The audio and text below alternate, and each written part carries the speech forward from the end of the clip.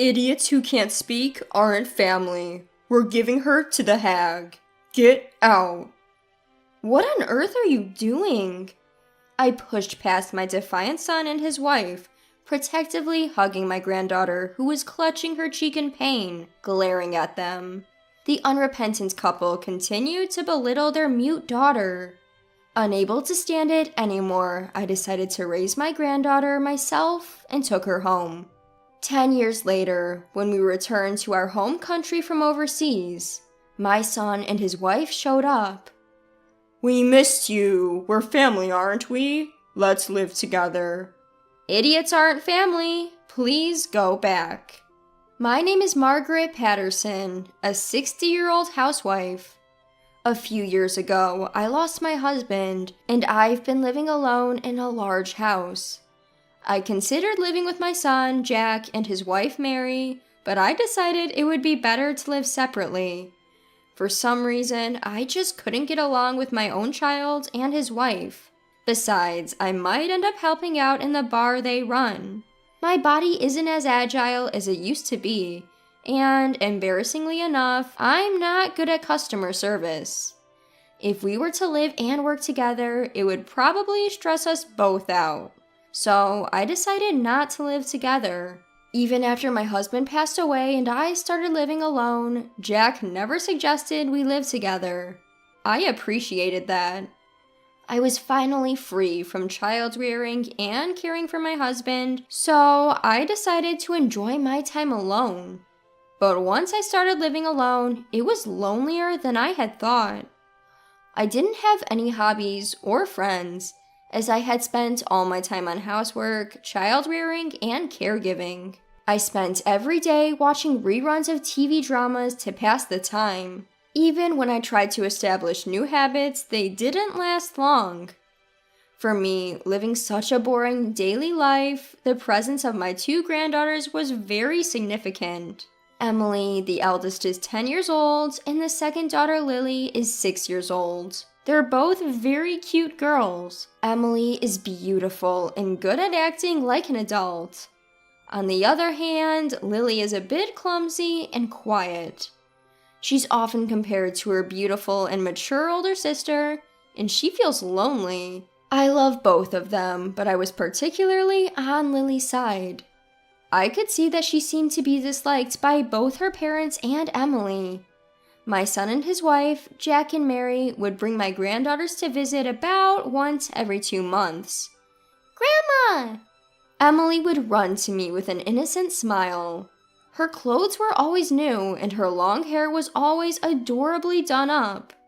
On the other hand, Lily's clothes were always Emily's worn-out hand-me-downs.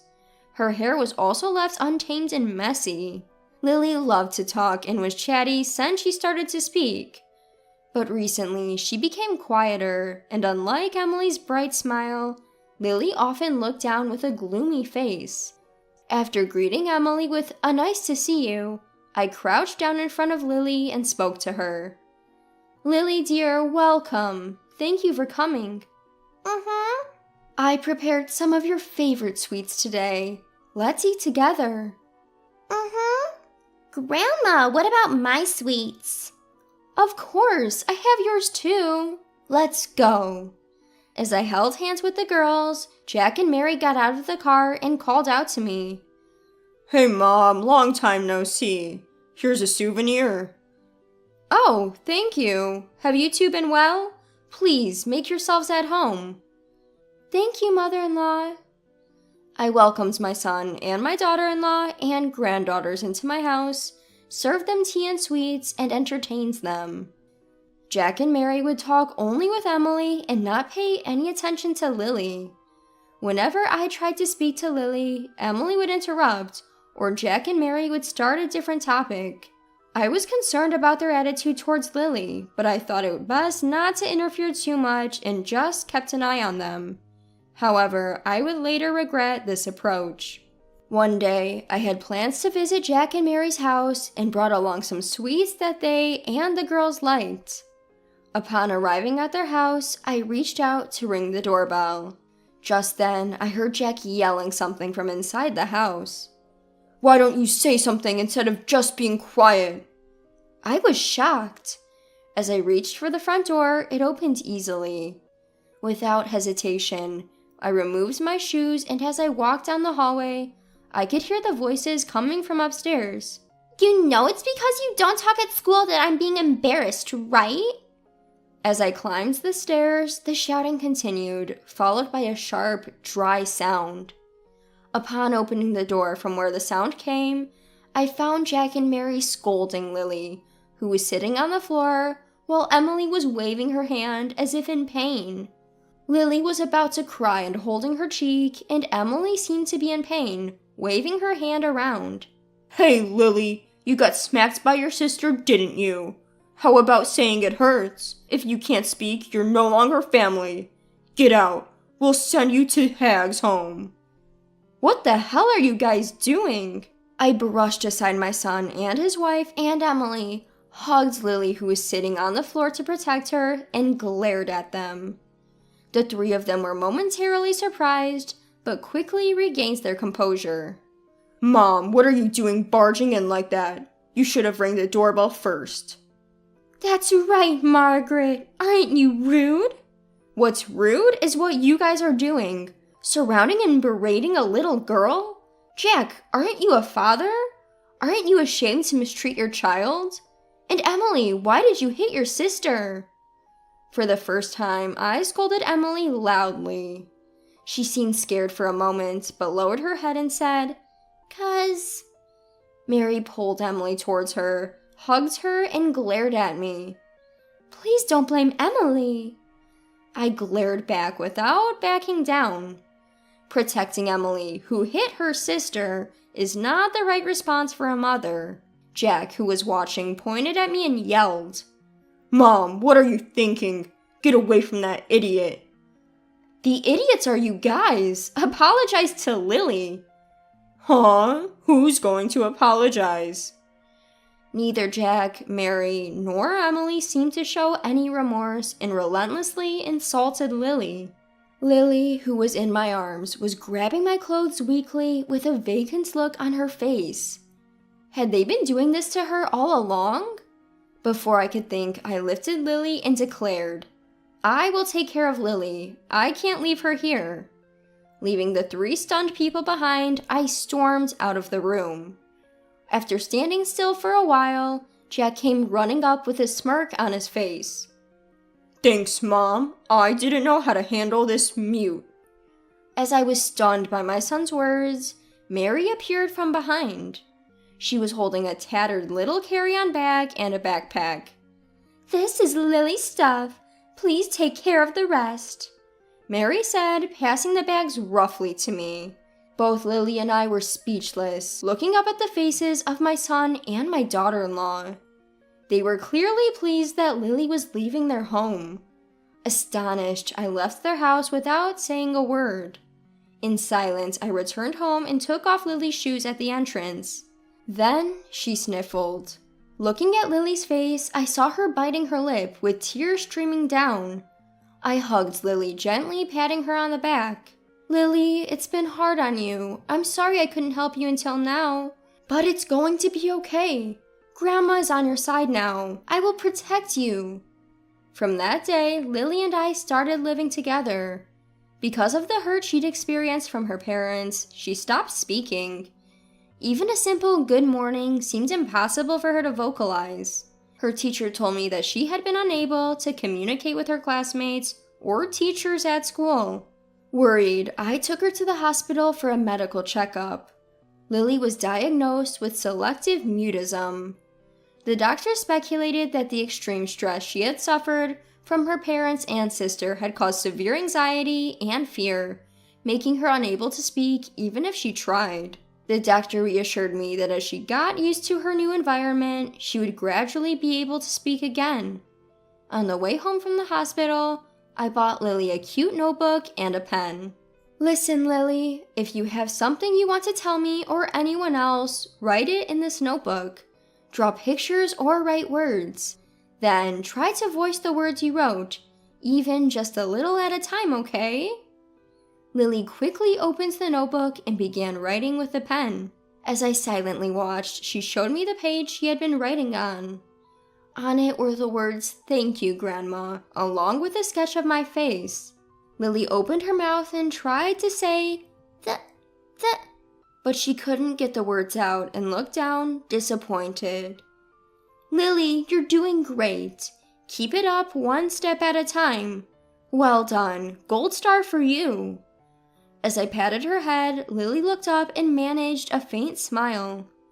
She started using the notebook and pen I bought for her to communicate at school. I guess she's gaining confidence. She gradually learned to speak, and 2 years later, she could speak normally. Grandma, today at school. The moment Lily returned home, she'd report to me about the happenings at school. Seeing how she'd fully recovered and was brimming with life put my mind at ease. Then, one day, I visited the school for a 3-way conference. Upon entering the classroom, a kind-looking teacher greeted us. Both Lily and I responded with a "Hello, teacher," and took our seats. As I discussed Lily's behavior at school and at home, she shyly squirmed in her seat. "Lily's grades have been consistently improving since last year.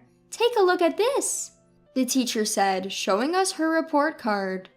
The chart indicated a steady upward trend since she began living with me and had shot up significantly recently. I'm sure it's because she's so dedicated to studying. She's been reading difficult books and solving complex problems almost every day, I explained, patting Lily's head.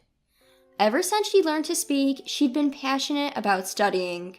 At home, she'd delve into complex books and study, and on test day, she'd present me with perfect scores. I framed and hung all her perfect test papers, looking at them with a sense of pride. I see. In that case, how about taking an IQ test at the hospital? Suggested the teacher. IQ test? When I asked for clarification, the teacher explained, Lily might be gifted. Gifted refers to children who are naturally very intelligent. Lily seemed to be just as smart, if not more so, than an adult. The teacher suggested that it might be worth getting an IQ test done so that we could provide an educational environment suitable for her exceptional talents. So I immediately took Lily to the hospital for an IQ test. As the teacher had suspected, Lily was indeed gifted. I was amazed to find out that Lily had such an amazing ability. When I asked her, "How did you find the studies in elementary school? Is it fun?" she responded with a bored expression. Well, to be honest, it's too easy and I find it boring. I want to study something more challenging. But if I tell the teacher, they get confused. Hearing her words, I started to ponder. I wondered if Lily could pursue the kind of studies she wished for in America. The studies that Lily desires are probably at a middle school or high school level. I wondered if Lily, who has not yet graduated from elementary school, could handle this. I consulted with her homeroom teacher. The teacher then told me about the grade skipping system in the US. The teacher suggested that if Lily went to America, she could pursue the study she desired. It reminded me that my late husband's brother was working in America. I hadn't been in touch with him since my husband passed away, but he might be able to help. As soon as I reached out and consulted with him, he said he would support our life in the US. Relieved, I suggested to Lily the idea of studying abroad in America. I want to go if it's with Grandma, but I want to graduate from elementary school with my friends first. All right, I understand. I'll also learn English by the time you graduate. At that response, Lily smiled relieved. She made many memories in elementary school and graduated without any issues. Since we exchanged contact information, she can communicate with her friends even overseas. I decided not to mention the study abroad plan to Jack and Mary. I thought they might try to take her back if they found out Lily was gifted in order to use her. Lily quickly adjusted to life in the US and studied by skipping grades. I supported her with all my might. When I saw Lily saying, "Studying is more fun than before," I truly felt glad that we came to the US. Her talent is truly incredible. After a few years of studying in the US, she enrolled in Harvard University, studied business, and before I knew it, she had started her own company. "I want to repay my grandma," Lily said enthusiastically. "For me, she's already repaid me enough." After all, Lily has grown up and become a wonderful adult. Her achievements were featured on American news, spread worldwide, and she became a celebrity. In all likelihood, Lily's name is known in the worldwide as well. I wonder what Jack and Mary think of her achievements. I would be happy if they regret how they've treated her. 10 years after Lily started her company, for work reasons, Lily and I returned back to our country. We rented a new apartment, and while we were living there, the doorbell rang. I thought it might be a circulated notice, and without any suspicion, I opened the door. "It's been a while, Mom. Have you been doing well?" "Jack, and Mary too, why are you here?" Upon seeing the two faces, I couldn't help but shudder. I had changed my contact information and was living far away from the house I had lived in before. How did they find me here? Ignoring my surprise, Mary called out into the house. "Hey, Lily, you're here, right? It's your mom.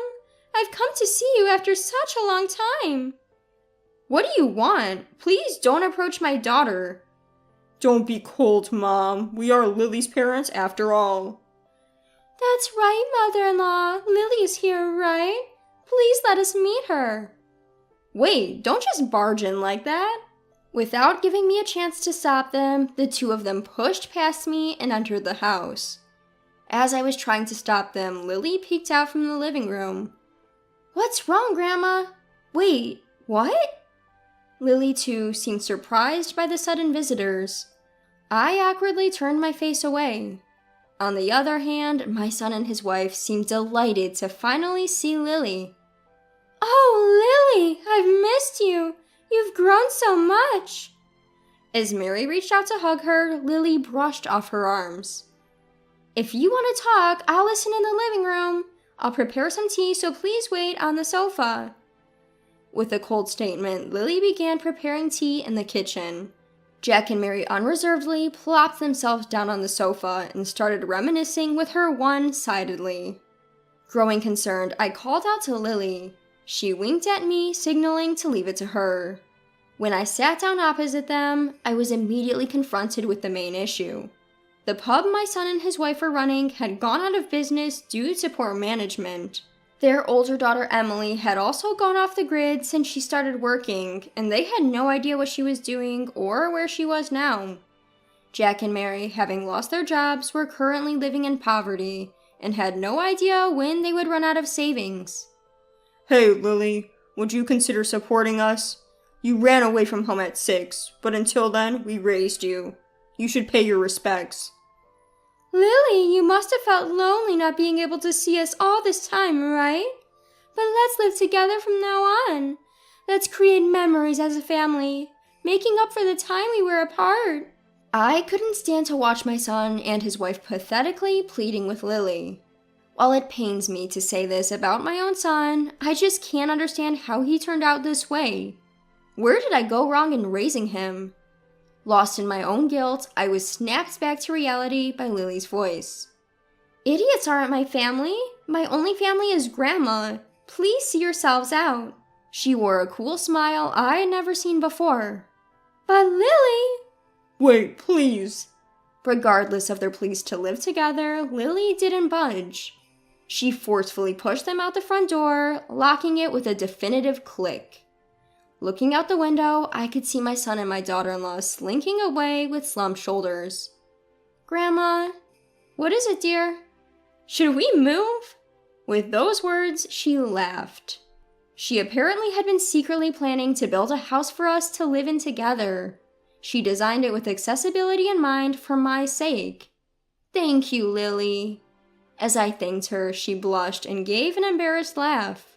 Several months later, we moved into our new home. Thanks to the accessible features Lily planned, I'm living comfortably. Our shared memories are framed and displayed on the walls. Even the notebook and pen we bought when we first started living together are there. Every time I see them, I'm moved to tears. Today, I think I'll make Lily's favorite dish for her. With that thought, I headed to the kitchen to start cooking.